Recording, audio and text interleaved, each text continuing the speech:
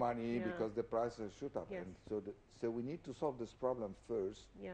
It's our credibility.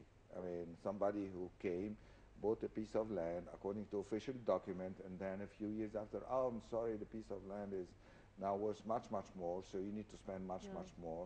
So this is not really So credible. how can we expect countries like the countries you mentioned to come and create like for them in light of what you're saying now, So the we need to prices of solve land? this issue first. We need First. to, and we need to solve it, I hope, before Before the before the conference. conference. Yeah. Because the conference would be an opportunity to invite those countries And it and would tell be them. exactly tell to them that promote the capital, to promote the national project, and it would be a capital for the world. I mean, Sir, in your opinion, what would be the countries that would take part in such a project? Do you expect Arab countries to, or Gulf countries in particular, to take part or to be enthusiastic about this capital that would be the project? foundation for it. Let's say the Emirates, Dubai, Kuwait, Saudi Arabia. Absolutely, the Arab countries should be the foundation of this, and then we need to create a highly professional team that would go on a road show and visit most of the capitals of the developed world and to promote this idea before the conference. They can come to the conference and realize what the nature of what we're proposing to them. So And focus for me is really a sine qua non condition for success. I mean, I wouldn't like to see the 20 billion US dollars that the government would be allocating to for attracting investors diluted right, left, and centers in different projects, and the project might not be viable. So it has to be one single project that will create a momentum and get with it and solve the education problem, the traffic problem, and the job problem. So what kind of agreements you expect will be signed during the conference? Well, I mean, kind of agreements. I mean, first of all, we need to decide on the piece of land, and we need to create a beauty contest between different international houses to have a master plan for this new capital. And I would recommend also we take into consideration the example of Brasilia, the capital of Brazil. Lúcio Costa was the designer, initially designed it without any traffic lights.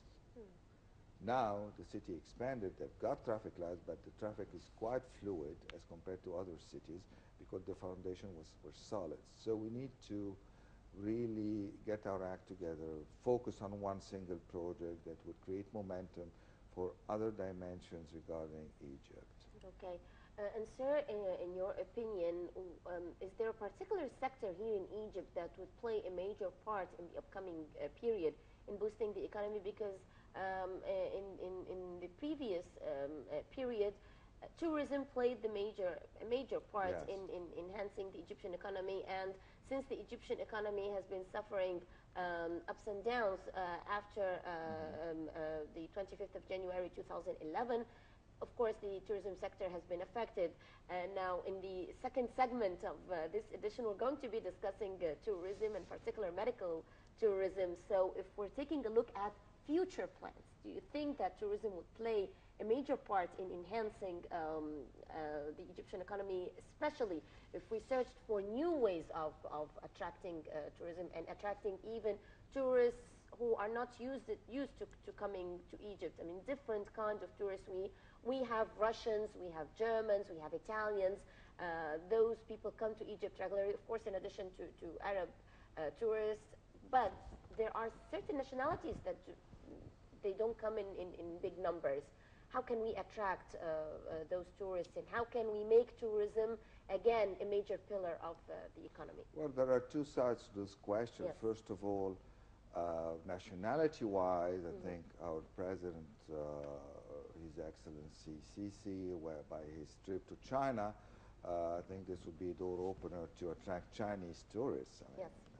that's a very important thing, bearing in mind that definitely Russian tourism will go down tremendously because the ruble just went down the drain with the collapse of oil prices by more than 50%.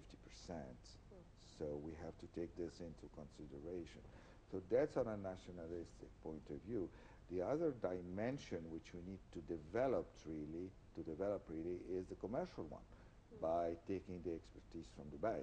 Dubai had nothing. I mean, but they attracted, they managed to be a hub, a commercial hub, an industrial hub, and this is what we need to attract. In parallel, we're very lucky we have an amazing heritage of monuments and history. So on top of it, we need to modernize ourselves and become a technology hub. Mm. Okay, how can we balance our economic goals without affecting the limited income brackets? Well, first of all, by the creation of this capital, the main aim would be to increase the purchasing power of the Egyptians and increase the GDP per capita. Yes.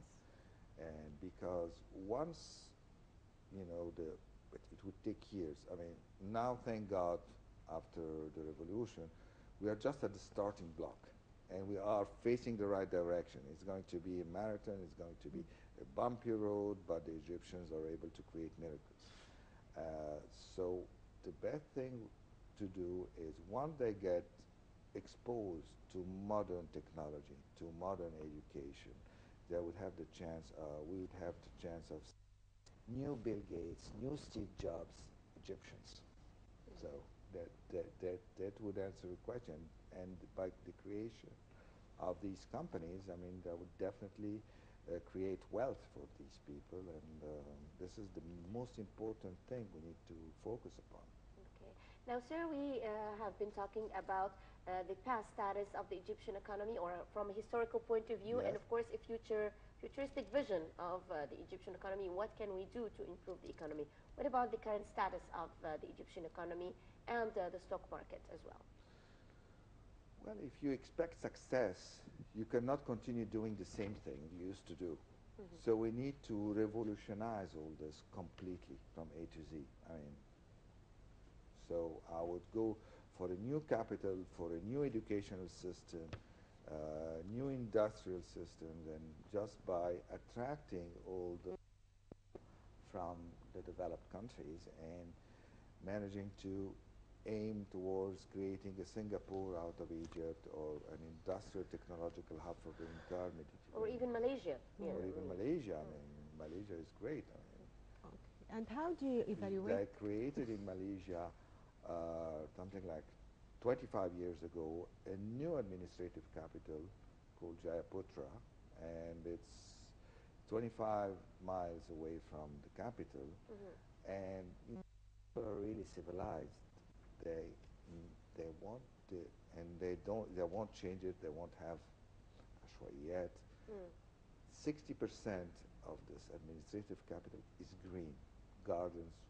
Not only that, they even have they document or register every tree there. I mean, Yeah. it takes the will of the people together with government Exactly. efforts. It has to go both ways.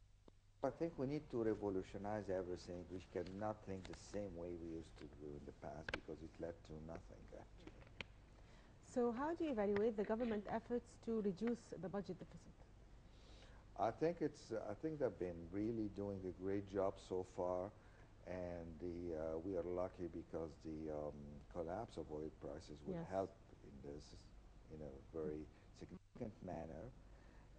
And now we need to, for now they're doing their best. It's, let's say, crisis management. Yeah. They're top at it. But now we need to do a quantum leap towards the future, and we cannot just, we're stabilizing now the situation, which is not easy at all. So there must be a role for Egyptian citizens themselves to help the government in doing this. What can they do? Well, I mean, for now, the Egyptians, they've been through a lot. So you cannot ask, and they're already going to their work every day, spending 2 hours in traffic. That's an They're having ordeal. enough. So they're having enough. So, and the government also is doing its maximum. So we need a quantum leap. We need a vision, and we need something new, completely new. So a new capital that will solve the traffic problem, the job problem, the education problem. That would be, I believe, the most important project that Egypt could embark upon. And do you think that the Egyptian market can still accept more investors? Oh yeah, definitely. The sky's the limit. Okay, in what fields? I told you, Construction? construction of the new capital, attracting developed countries to invest in new districts in their name and getting in the multinational, their hospital, their university, their schools. So that's a major investment. And how do you see the security situation now? I mean, it has improved a lot. It has improved tremendously. We still have a lot to do, but it has improved tremendously. And this Okay, will encourage investors. Sir, in your opinion, what are the obstacles currently facing the Egyptian economy? How can we immediately overcome such obstacles? Because if we take a look, we're planning a futuristic vision, we have a short-term plan and a long-term plan. If we want a short-term plan or quick solutions to the current challenges facing the economy, we have to lay hands and know exactly what are these problems and try to fix them quickly. Well, first of all, we need to solve all the issues pertaining to the previous investors, and they have litigation with the government. We need to solve this as soon as possible. If we really want to move forward, and this is our credibility at stake. So that's the most important thing we need to do right now. Okay, well, we would like to thank you very much, Mr. Mahmoud Nabil Ibrahim, international banker and the great grandson of Talat Harpasha. Thank you very much. Well, thank you very much for inviting me to your esteemed program. Thanks a lot. Thank you very much, sir. And ladies and gentlemen, stay with us. Next, we will be discussing medical tourism here in Egypt. Of course, it is related to the economy, so stay tuned.